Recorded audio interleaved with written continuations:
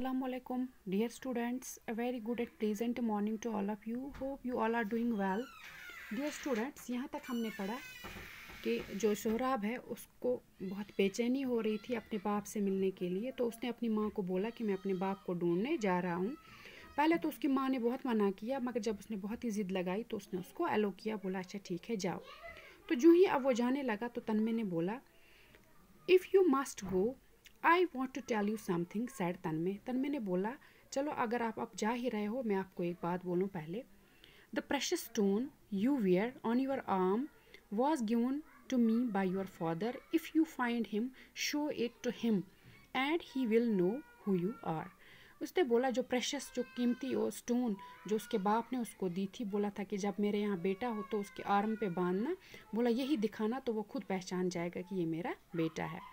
Shorab collected an army of marched to Persia. His purpose was not only to find his father but also to make him king of Persia, because Caicus was an unpopular ruler. When Shorab crossed into Persia, Caicus sent his army to fight the invader.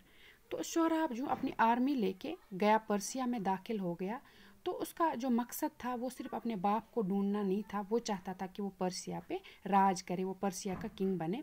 तो काइकुस जो था जो king था वहाँ का, वो एक मतलब अनपॉपुलर रूलर था। तो जो ही काइकुस को पता चला कि शोराब ने क्रॉस की है बाउंड्री, वो पर्सिया आया है, तो उसने अपनी आर्मी को भेजा, बोला जो इन्वेडर है उसके साथ फाइट करो जाके। But the king's general were no match for Sohrab. One after another they were killed in the battle and nothing could stop Shohrab's advance.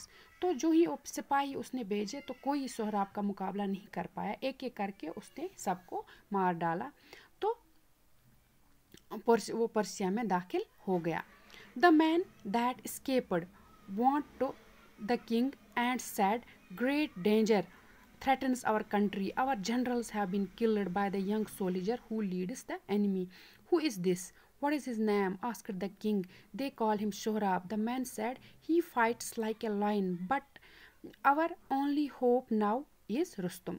तो जो ही वो एक एक करके मारे गए तो वहाँ से एक सिपाही आया, उसने किंग को बोला कि जो नौजवान आ रहा है वो बहुत ही ख़तरनाक है, उसने एक एक करके हमारे सारे सोल्जरों को मार डाला और वो अब हमारी इसमें आ रहा है, हमारी कंट्री में घुस गया। तो किंग ने बोला है कौन वो नौजवान, उसका नाम क्या है? तो उसने बोला कि उसका नाम सोहराब है।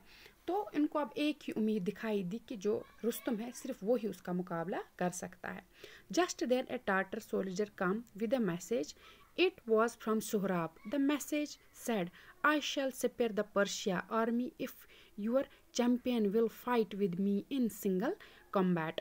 तो इसने संदेशा भेजा किसको? किंग को। बोला कि मैं पर्सिया को छोड़ दूंगा, तो मगर आपका अगर एक कोई सिपाही मेरे साथ आके मेरे साथ मुकाबला करे।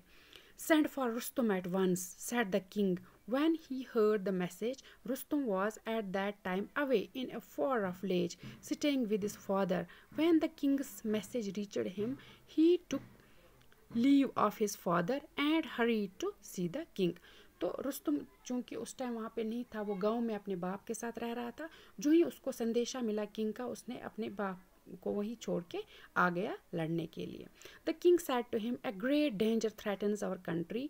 The Tartars have invaded this country. The enemy is inside our borders. Who is so rash and thoughtless that he thinks he can attack Persia?" asked Rustum.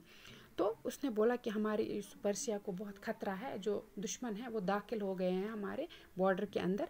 तो रुस्तुम ने बोला है कौन वो, मैं जाके उसको देखूंगा। उसने हिम्मत कैसे भी की पर्सिया पे हमला करने का।